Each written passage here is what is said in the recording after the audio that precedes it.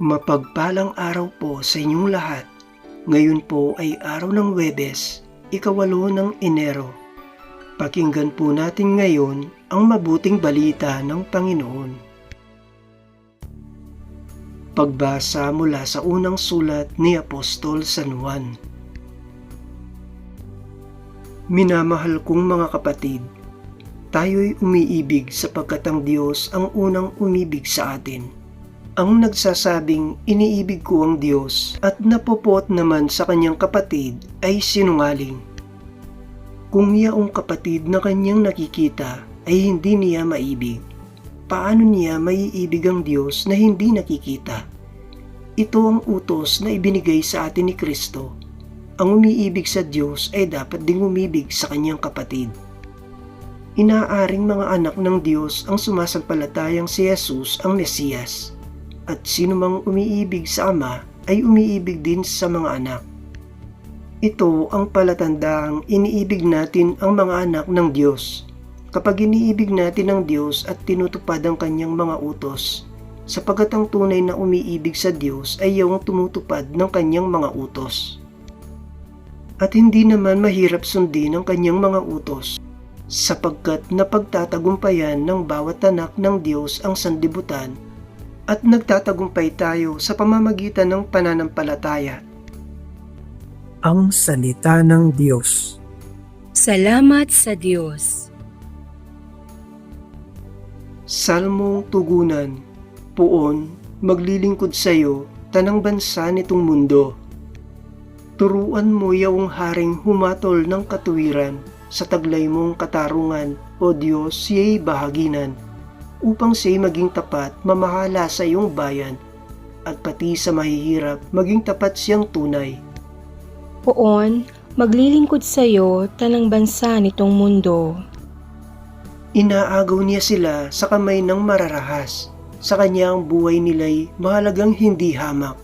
Sa tuwina, siya naway idalangin nitong bayan, kalingain nawa ng Diyos, pagpalain habang buhay. Poon, maglilingkod sa iyo, tanang bansa nitong mundo. Naway yung kanyang ngalan ay huwag nang malimutan, manatiling laging bantog na katulad nitong araw. Nawa siya ay purihin ng lahat ng mga bansa, at sa Diyos silang lahat dumalangin. Hari nawa pagpalain kaming lahat, tulad niyang pinagpala. Poon, maglilingkod sa iyo, tanang bansa nitong mundo.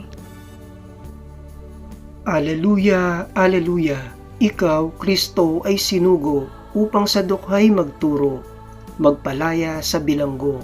Aleluya, aleluya. Ang mabuting balita ng Panginoon ayon kay San Lucas. Noong panahong iyon, bumalik si Jesus sa Galilea at sumasa kanya ang kapangyarihan ng Espiritu Santo. Kumalat sa palibot na lupain ang balita tungkol sa kanya. Nagturo siya sa kanilang mga sinagoga at dinakila siya ng lahat. Umuwi si Jesus sa Nazaret na kanyang nilakhan.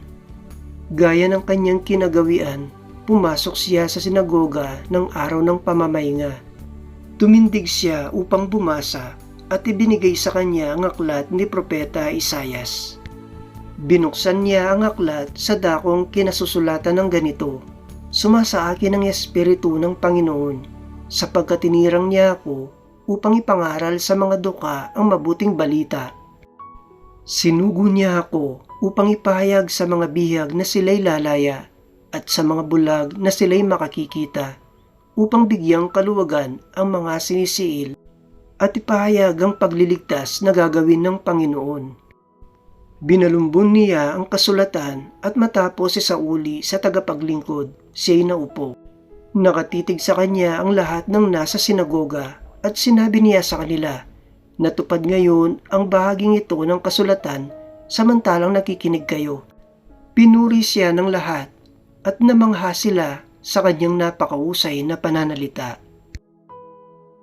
Ang mabuting balita ng Panginoon. Pinupuri ka namin, Panginoong Hesukristo.